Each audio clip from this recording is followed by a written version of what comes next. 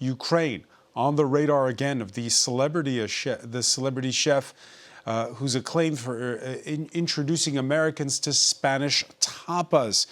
Jose Andres, whose World Food Kitchen has long provided hot meals to Ukraine, launching an appeal for the fourth anniversary of Vladimir Putin's bid to seize Kyiv.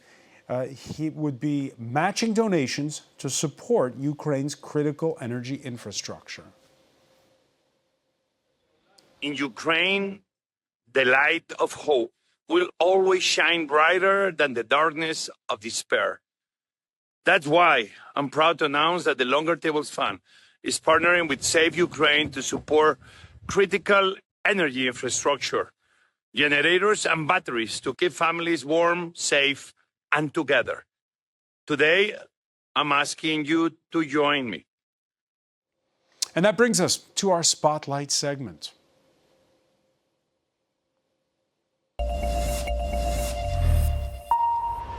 And we're pleased to welcome Chef Jose Andres, founder of World Central Kitchen, who joins us from Washington. Thank you for speaking with us here on France 24.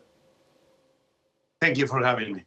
Tell us more about this plan for matching funds, this time not for meals, but for help with critical infrastructure in what's been a particularly cold winter.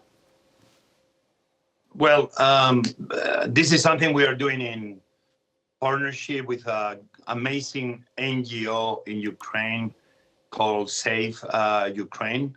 And even spring is coming. Still, we have many days and weeks that is going to be really cold. And we've seen the massive attack over the last months on infrastructure, where you have entire cities that don't have electricity.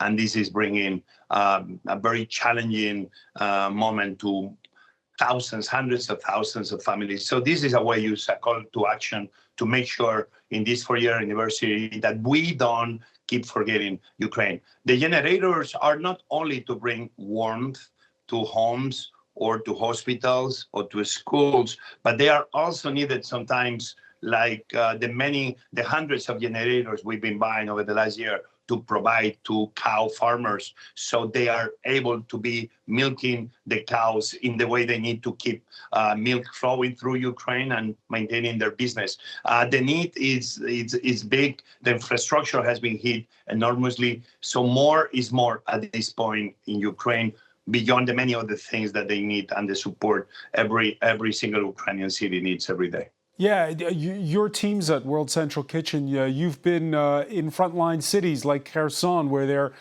very close to the shelling. What's it been like in the last weeks, just as, you know, there's all this talk of negotiations?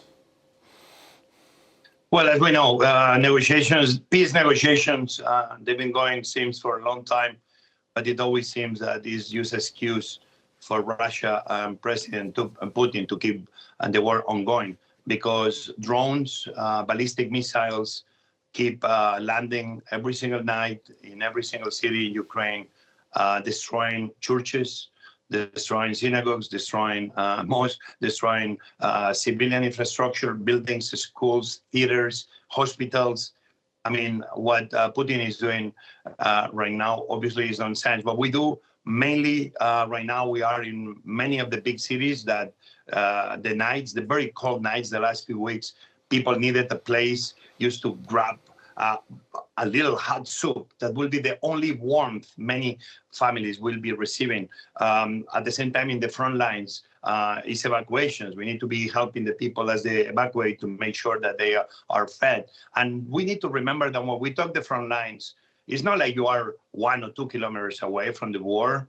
We need to remember that right now the front lines are anywhere in Ukraine, because those drones can hit anywhere. But our main role is to make sure that when there are attacks in infrastructure, in civilian infrastructure, we are there providing food to the civilians and to the first responders. We need to be very careful, because Russia is doing second and third hits. This is something that I cannot believe that is happening in the 21st century, that Russia doesn't only attack one time a civilian infrastructure, but they wait half an hour, 1 hour when the search and rescue teams arrive to do a second hit and sometimes even to do a third hit. This is how brutal is the war of Russia and Putin in Ukraine every single day. And Bolsonaro Dragic is there adapting to the situation. Ukraine has food. Don't forget that. Ukraine is a country that produces food for 500 million people in the world. Bolsonaro Dragic is there to make sure that we maintain the food infrastructure, especially in those areas where supermarkets, etc., are not in place, and the local Ukrainian population needs of our help to cover those needs. Yeah, World Central Kitchen, which has been front and center in the Gaza Strip, providing 1 million hot meals a day. The challenges that you describe in Ukraine, how different are they from what you experienced at the height of the shelling in Gaza? Well, obviously, conflict zones are one of the most difficult places to operate. Both, I would say, are exactly the same. One difference will be that in Ukraine, we've been able, obviously, to use the entire resources. The Ukrainian people are unbelievable, and they are, the access to food. It's simple. It's more to create infrastructure to deliver the food. We use even the railway, Ukrainitsia, probably the best train company in the world, that they've been keeping everything moving and flowing in a country. They've been very big part of how Ukraine has been able to resist the Russian attack. But in Gaza, we don't have that same flow of food. We've been having over the last 2 years sometimes a really difficulty bringing those trucks. We need to be making sure that the Arab countries, Israel, Egypt, that controls one important, work together to make sure that that continuous flow of humanitarian aid into Gaza will never stop. Because right now in Gaza, more is more. We need more trucks, more humanitarian aid, more NGOs that can work freely inside Gaza to give everything that the Palestinians need today in the middle of what has been a very harsh winter. Yeah, and we saw last week this inauguration of this Board of Peace in Washington. Has it become easier to work with Israeli authorities, to work with some of the states that you just mentioned in Gaza? Well, I will say that any effort to bring peace and a total end to this conflict will be very welcome. But still, the situation in Gaza is complex. The border is controlled, in this case, by Egypt and Israel, and sometimes is finger pointing. What we need to make sure is that the goodwill that a lot of people have is real. And right now, humanitarian trucks are not flowing in the quantity that people of Palestine need. Is many private sector trucks going in, which I'm a private sector guy. This is welcoming, but a lot of people don't have money. A lot of people don't have jobs. There's no income. Therefore, humanitarian aid today is very needed. We need to bring Palestinians to the table where the peace and the future reconstruction of Gaza is happening. And as many people talk about reconstruction, I will say one thing. It's okay to talk about reconstruction, but the most important conversation right now is what are we doing today? What are we doing today to provide to the people of Gaza what they need?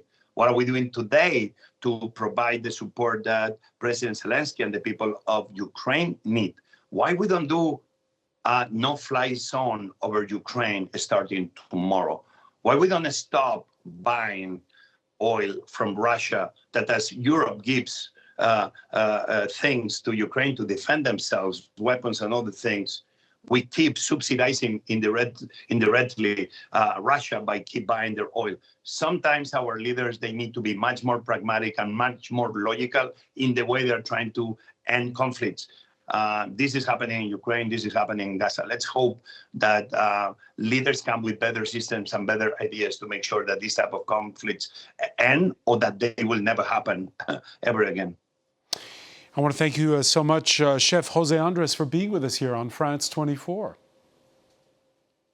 Thank you.